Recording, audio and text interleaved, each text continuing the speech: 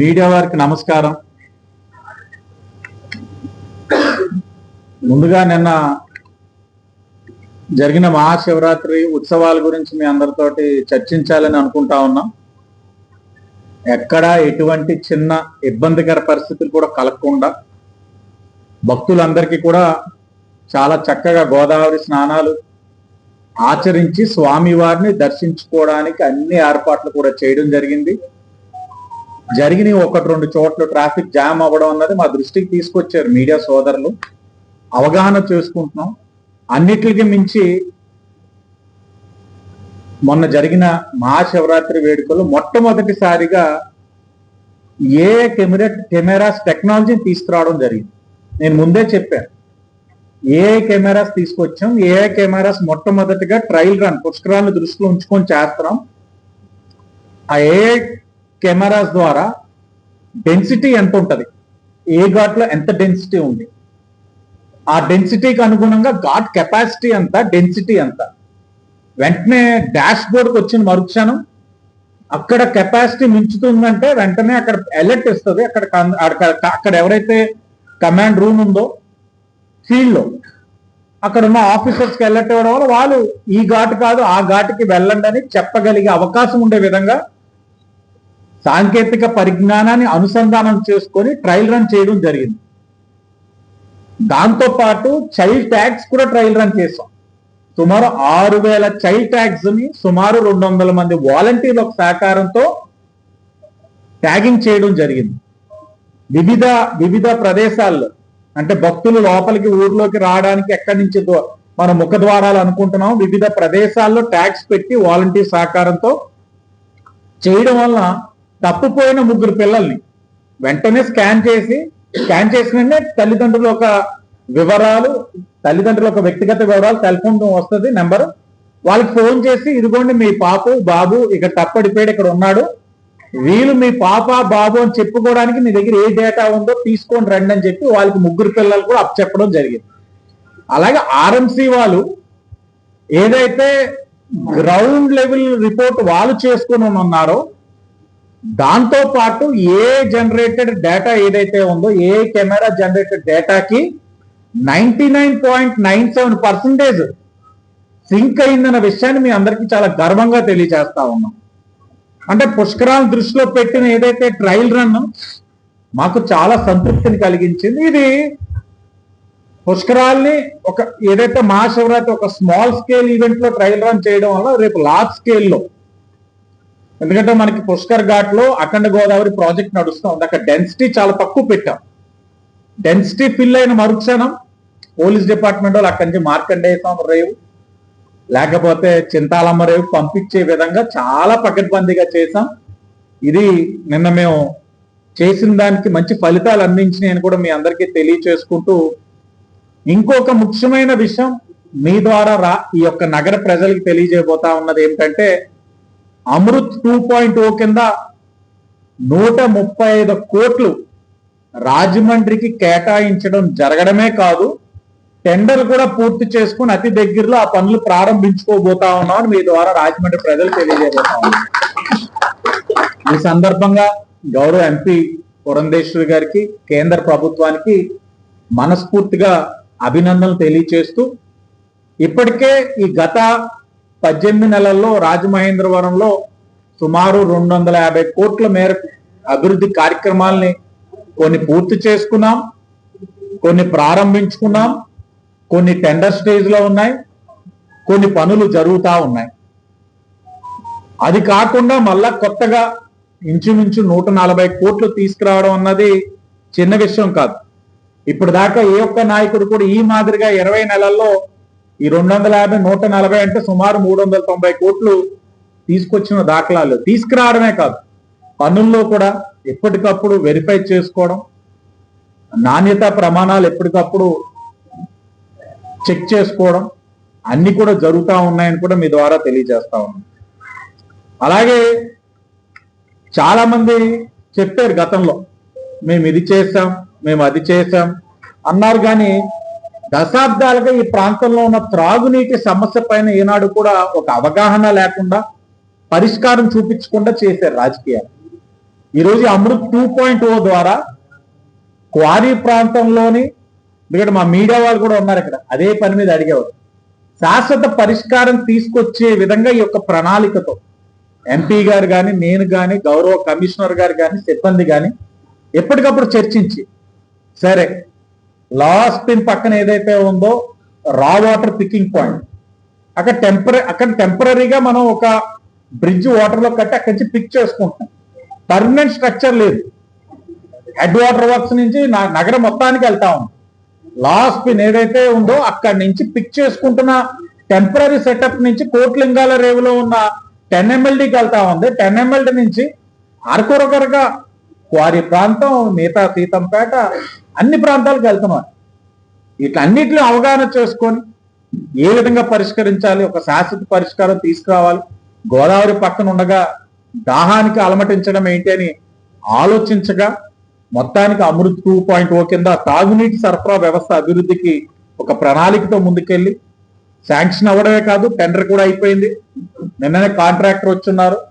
వాస్తవంగా ఈ రోజు మొదలు పెడదాం అనుకుంటే ఈ రోజు ఏదో అమావాస్య ఉంది, మంచి రోజు పెట్టండి సార్, ఎందుకంటే రాజమండ్రికి శాశ్వత పరిష్కారం చూపించబోయే ప్రాజెక్ట్ ఇదని వాళ్ళు చెప్పడం, అలాగే ఎంపీ గారి యొక్క టైం కూడా చూసుకొని పెట్టండి అని చెప్పి వాళ్ళు చెప్పడం జరిగింది. ఇప్పుడు లాస్ట్ పిన్ దగ్గర ఏదైతే ఉందో కొత్తగా ఇంటేక్ వెల్ ని నిర్మాణం చేసుకొని అక్కడి నుంచి ఏదైతే ముడినీటిని తీసుకొని కోటలింగాలపేట ఫిల్టరేషన్ పాయింట్ కి పంపిస్తాం. అక్కడ శుద్ధి చేసి నీటిని కొత్తగా నిర్మించే, అలాగే ఎలివేటెడ్ ట్యాంకర్స్ కూడా ఏదైతే 48వ వార్డులో కూడా ఇంకొక elevated tank, over head tank కూడా ఒకటి నిర్మించుకోబోతా ఉన్నాం ఈ ప్రాజెక్టు. అంటే రా వాటర్ వెల్ ఒకటి నిర్మాణం చేసుకోబోతున్నాం లాస్ పిన్ దగ్గర, అలాగే ఒక ఎలివేటెడ్ ట్యాంక్ ఏదైతే సారందర్ మెట్ట దగ్గర ఇంకోటి తీసుకోబోతా ఉన్నాం. అంటే అక్కడ మనం ఏదైనా ఇక్కడ రా వాటర్ పిక్ చేసిన తర్వాత దాన్ని కోట్లింగాల రేవు దగ్గర పంపించిన తర్వాత కోట్లింగాల రేవు దగ్గర ఇప్పుడున్న 10 MLDకి అదనంగా ఇంకొక 20 MLD కూడా నిర్మాణం చేయబోతా ఉన్నాం. ఈ 20 MLD ప్యూరిఫికేషన్ అయిన తర్వాత ఇది ఎగ్జిస్టింగ్ పైప్ లైన్ ద్వారా క్వారీ ప్రాంతానికి పంపించి నీటి కొరత అనేది లేకుండా చేయబోతా ఉన్నాం అని ఈరోజు కూటమి ప్రభుత్వం తరఫున గర్వంగా చెప్పబోతా ఉన్నాం. అలాగే ఏదైతే సారందర్ మెట్ట దగ్గర మరొక ఓవర్ హెడ్ ట్యాంక్, ఏదైతే ఎలివేటెడ్ ట్యాంక్ నిర్మాణం చేసి ఇంకా ప్రెషర్ తో వాటర్ ఇవ్వడానికి కూడా ఈ ప్యాకేజ్ లో అక్కడ కూడా ఒక ఓవర్ హెడ్ ట్యాంక్ కూడా ELSR elevated level service reservoir కూడా కట్టబోతా ఉన్నాం.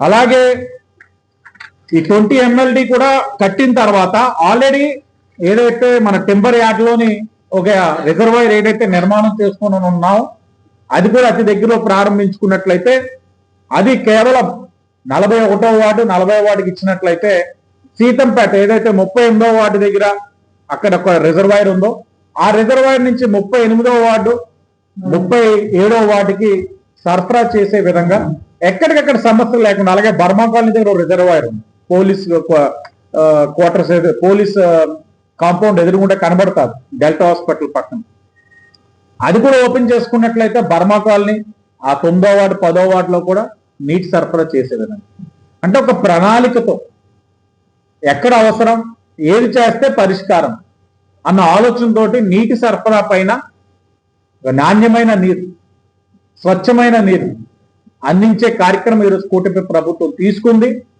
దాన్ని ఈ ప్రాజెక్ట్ ద్వారా మొత్తం శాంక్షన్ చేసుకున్నాం. అతి దగ్గరలో అవన్నీ కూడా ప్రారంభించుకొని పూర్తి చేసే కార్యక్రమం కూడా తీసుకోబోతున్నామని కూడా మీ ద్వారా ప్రజలందరికీ తెలియచేస్తూ, ఇది కేవలం ఏదో ఒక రిజర్వాయర్ కట్టామా, 20 MLD కట్టామా, రా వాటర్ పికింగ్ వాల్ కట్టామా అన్నది కాదు, వెల్ కట్టామన్నది కాదు. ఆరోగ్యకరమైన రాజమహేంద్రవరంలో భాగంగా ప్రజలు ఆరోగ్యకరంగా ఉండడానికి ఒకటి స్వచ్ఛమైన నాణ్యమైన నీరు అందించడంతో పాటు కొరత లేకుండా ఇవ్వగలగాలి. ఇది రాజమండ్రి ఏదైతే ప్రాంతాలు నేను ఇప్పుడు చెప్పున్నానో అక్కడ ప్రజల ఒక ఆలోచన. ఇక్కడే ఉన్నారు మా క్వారీ ప్రాంత నాయకులందరూ అనేవారు, కోట్లింగాలపేట నుంచి మాకు వచ్చేసరికి అనుకున్న ప్రెజర్ రావట్లేదు, నీరు కూడా ఒక పూట వస్తే రావట్లేదు అని అనేవారు. ఈరోజు అక్కడ 20 MLD కట్టడం వల్ల, ఆల్రెడీ అదనంగా 10 MLD అంటే 30 MLD అక్కడ ఉండడం వల్ల, అక్కడ రిజర్వాయర్ ఓపెన్ చేయడం వల్ల ఉన్నది ఇప్పుడు నిర్మాణం చేసి ప్రారంభించుకోవడానికి ఉంది. అలాగే అక్కడ ఏదైతే సారందర్ మెట్ట దగ్గర అదనంగా ఒక రిజర్వాయర్ నిర్మాణం చేయడం వల్ల క్వారీ ప్రాంతంలో నీటి సమస్యకి కూటమి ప్రభుత్వం శాశ్వత పరిష్కారం చూపించిందని ఈ రోజున శాసనసభ్యుడిగా నేను చాలా గర్వంగా చెప్తా ఉన్నా. ఇది మా అవగాహన, ఇవన్నీ కూడా చేస్తా ఉన్నాం. అలాగే ఇంకొక మాట కూడా మీరు చూశారు, సందర్భం వచ్చింది కాబట్టి మీకు తెలియజేస్తా ఉన్నాం. ఒక స్పోర్ట్స్ కాంప్లెక్స్ కట్టాలని రాజకీయంగా విమర్శించాల్సిన అవసరం లేదు. ఎందుకంటే రాజకీయంగా నేను ఎప్పుడు ఒకటే చెప్తా ఉంటా, ఎన్ని మాట్లాడిన అన్నిటికి మన పనే ఎవరికైనా సరే సమాధానం. ఖేలో ఇండియా ద్వారా స్పోర్ట్స్ మల్టీపర్పస్ కాంప్లెక్స్ ఏదైతే ఉందో కేంద్ర ప్రభుత్వాన్ని మనం అభ్యర్థించాం, ఎంపీ గారు పర్యవేక్షించారు. ఈ రోజున శాప్ డిపార్ట్మెంట్ కూడా ఎప్పటికప్పుడు కోఆర్డినేట్ చేసుకున్నారు, సమన్వయం చేసుకున్నారు. ఈరోజు 14 కోట్లు, సుమారు 13,70,00,000 టెండర్ స్టేజ్కి వెళ్ళింది ఈఎన్సీ గారి దగ్గరికి. గట్టిగా ఉంటే నెల లోపే టెండర్లు పూర్తి చేసుకొని పనులు కూడా ప్రారంభించుకోబోతా ఉన్నాం. మల్టీపర్పస్ స్పోర్ట్స్ కాంప్లెక్స్ ఇది కూడా కూటమి ప్రభుత్వం ఒక విజయం చెప్పడమే కాదు. ఎందుకంటే ఒకానొక సందర్భంలో ఇవన్నీ కూడా 2014-19లో తెచ్చి ఉన్నాం. కొన్ని ఫేక్ జీవోలు అని చెప్పి చింపారు కొంతమంది గౌరవం లేకుండా. ఈరోజు వాళ్ళందరికీ సమాధానంగా ఏం చేశాం? పని ద్వారా చూపిస్తా ఉన్నాం. పని అన్నిటికీ సమాధానం. ఆ కార్యక్రమం కూడా అతి దగ్గరలో చేయబోతా ఉన్నాం అని కూడా తెలియచేస్తూ ఈరోజు ఒకటే లక్ష్యం. మొన్ననే హెచ్ఆర్డి మినిస్టర్ గారు, తెలుగుదేశం పార్టీ జాతీయ ప్రధాన కార్యదర్శి లోకేష్ గారు వచ్చినప్పుడు చెప్పారు, మంగళగిరి రాజమహేంద్రవరం పోటీ పడాలి అని. పోటీ పడుతున్నాం. ఆ పోటీ పడే ఆలోచనలో 175 నియోజకవర్గాల్లో రాజమండ్రి సిటీ ఒక మంచి నియోజకవర్గంగా తీర్చిదిద్దాలని అన్ని అంశాలు మొన్ననే చూశారు. మీ భద్రత మా బాధ్యత అని సమావేశాలు పెడతా ఉంటే దీని నుంచి ఏం ఫలితం వస్తుంది, ఎందుకు పెడుతున్నారు మీటింగ్లు అని అనుకున్నారు, చాలా మంది అనుకున్నారు. కానీ ఆ మీటింగులు పెట్టడం వల్ల సుమారు 20,000 మంది మహిళలతోటి మాట్లాడటం వల్ల ఎక్కడ బ్లాక్ స్పాట్స్ అన్నది మాకు తెలిసింది. బ్లాక్ స్పాట్స్ లో లైటింగ్ ఎందుకు లేదు, ఎందుకు లైట్లు అమర్చలేకపోతా ఉన్నాం, కారణాలు ఏంటి అన్ని కూడా అవగాహన చేసుకొని మొన్ననే సుమారు 65 లక్షలు అంటే సుమారు 1245 లైట్లు, అవి 30 వాట్స్ నుంచి 45-60 వాట్స్ 120 వాట్స్ 10వ వార్డు లైట్లు వేసిన తర్వాత మా వాళ్ళు చెప్తా ఉన్నారు, నాయకులు చీకటిగా ఉంటే అక్కడ ఆకతాయిలకి అడ్డా, ఇప్పుడు లైట్లు వేసిన తర్వాత వాళ్ళు ఇంకో చోటకి వెళ్ళాలి. వాళ్ళు ఎక్కడికి వెళ్తారో ముందే తెలుస్తా ఉంది మాకు. ఎందుకంటే ఇన్ని మీటింగ్లు పెట్టినప్పుడు అక్కడ కూడా లైటింగ్ వేస్తాం. అలా తవిరి నేను అంటా ఉంటాను. అయితే వాళ్ళు చేసే ఆకతాయితనం మానేయాలి, లేకపోతే లోపలికి వెళ్ళిపోవాలి. లా అండ్ ఆర్డర్ పరంగా కూడా ఈరోజు కూటమి మా నాయకులందరికీ మనస్ఫూర్తిగా అభినందనలు తెలియజేస్తాం. ఎందుకంటే రాజకీయంలో ఉన్నప్పుడు మోమాటాలు ఉంటాయి. తప్పు చేసిన వారు ఎప్పుడు కూడా మెడలో బోర్డు వేసుకొని తిరగడం, నేను తప్పు చేస్తున్నాను, ఈ నెలలో తప్పు చేయబోతున్నాను, నేను ఇవి చేస్తానని చెప్పడం. తప్పు చేసింది ఓహో ఇది చేసాడని మనకు తెలుస్తుంది. తెలిసిన తర్వాత అతని మీద చట్టపరంగా చర్యలు తీసుకుంటున్నప్పుడు రాజకీయంగా మోమాటాలు వస్తాయి. కానీ ఈ రోజు దాకా కూటమిలో ఉన్న తెలుగుదేశం, బీజేపీ, జనసేన ఏనాడు కూడా తప్పు చేసిన వాడిని వెనకేసుకో రాకపోగా మీరు చర్యలు తీసుకోండి, మా సంపూర్ణమైన మద్దతు ఉంటుందని ఈ రోజు నాయకుడిగా నన్ను ముందుకు నడిపిస్తా ఉన్నాను. అందుకే లా అండ్ ఆర్డర్ పరంగా ఈ రోజున అన్ని చర్యలు తీసుకోబోతా ఉన్నాం. మహిళలకు సురక్షితమైన నగరంగా తీర్చిదిద్దబోతా ఉన్నాం. అన్ని కూడా చేస్తా ఉన్నామని కూడా తెలియచేస్తూ, అలాగే బడ్జెట్ గురించి కూడా మీకు ప్రస్తావించాల్సిన అవసరం ఉంది. మొన్ననే బడ్జెట్ ని ప్రవేశపెట్టడం జరిగింది. ముచ్చటగా 3వసారి గౌరవ పయ్యావుల కేశవ్ గారు బడ్జెట్ ని ప్రవేశపెట్టడం జరిగింది. రాష్ట్ర అభివృద్ధి, సంక్షేమ భవిష్యత్తుకి ఒక బ్లూ ప్రింట్ లాగా ఈ బడ్జెట్ ఉంది. అలాగే ఇది గణాంకాల పుస్తకం కాదు బడ్జెట్ అన్నది. కోట్లాది మంది ప్రజల జీవితాల్లో మార్పు తీసుకొచ్చే ఒక విజన్ డాక్యుమెంట్. మాటల కోసం కాకుండా ప్రగతి కోసం ఏర్పాటు చేసిన బడ్జెట్ ఇది.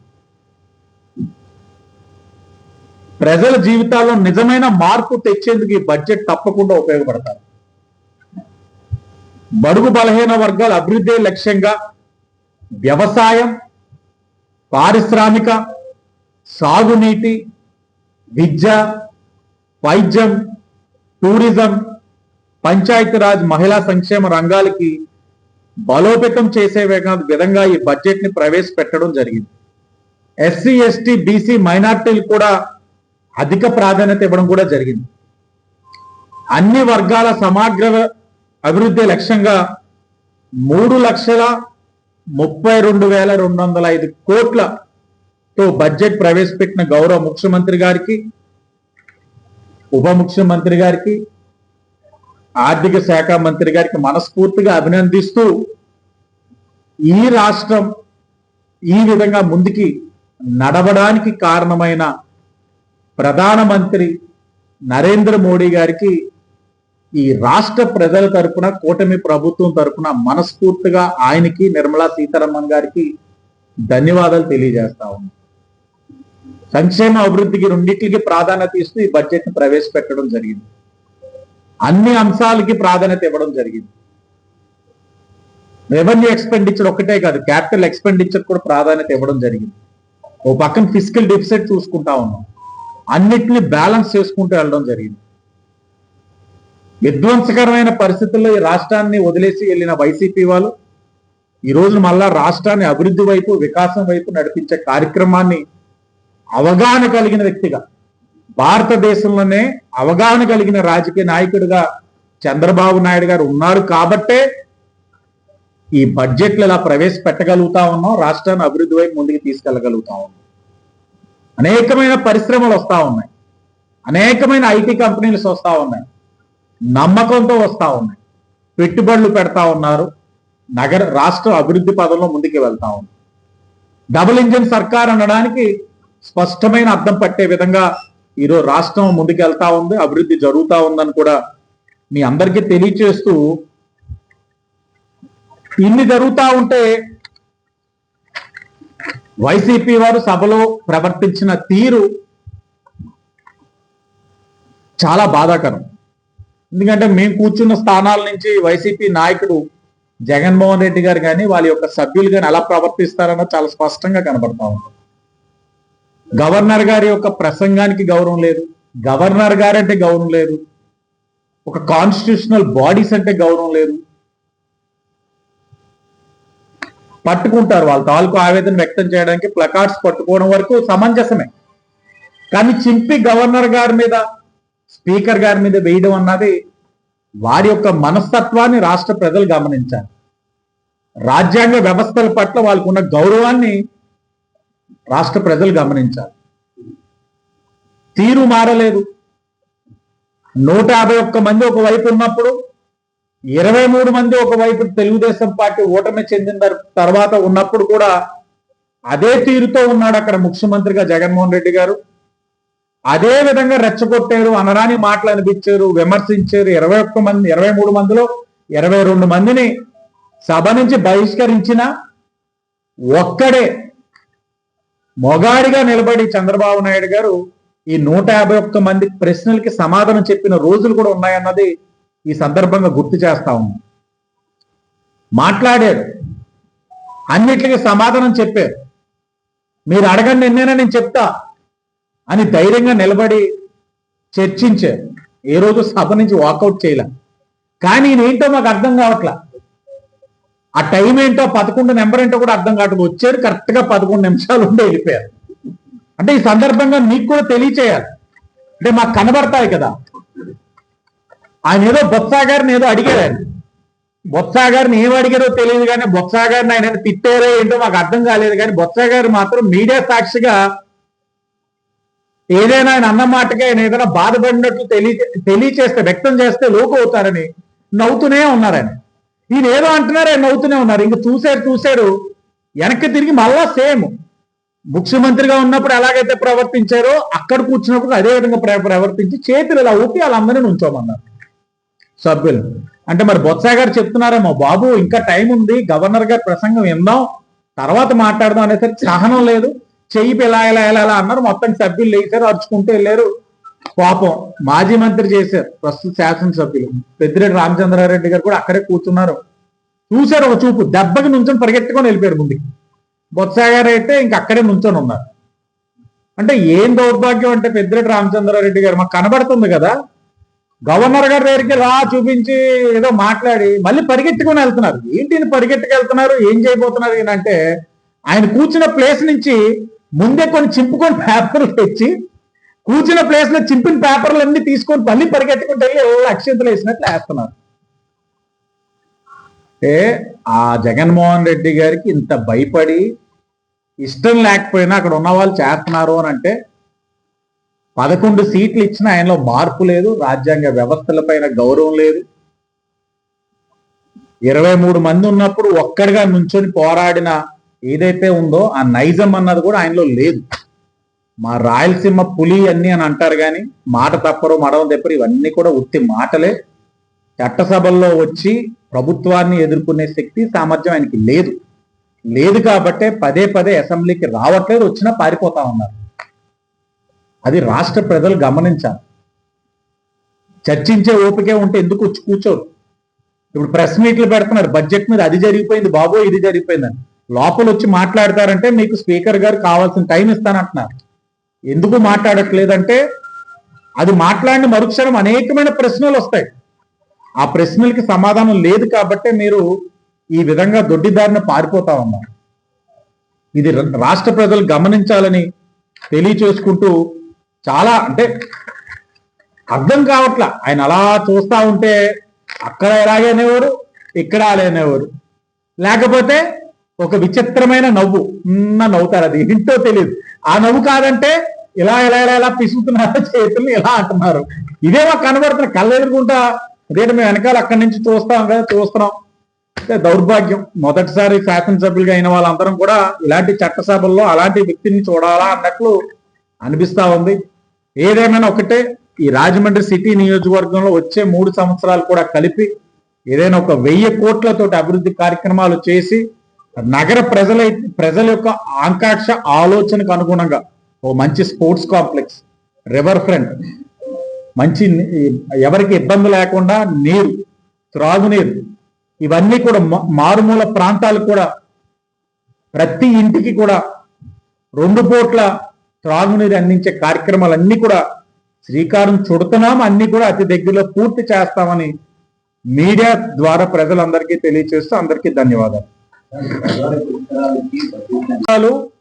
ఈ కూటమి ప్రభుత్వం చాలా సమర్థవంతంగా నిర్వహించాలన్నది గవర్నర్ గారి యొక్క ప్రసంగంలోనే మీరు విన్నారు.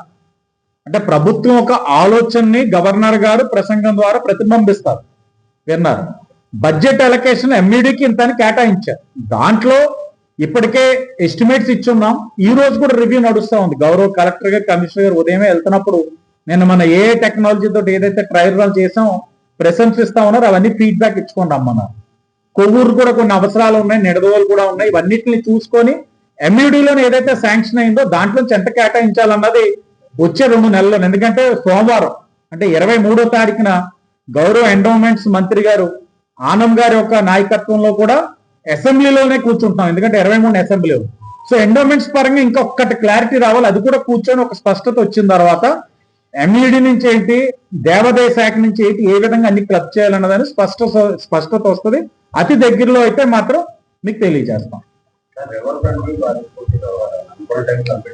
కదపకపోతే అలైన్మెంట్ మారుతుంది. అలైన్మెంట్ మారడం వల్ల కాంట్రాక్టర్ కొద్దిగా ఇబ్బంది ఉంది.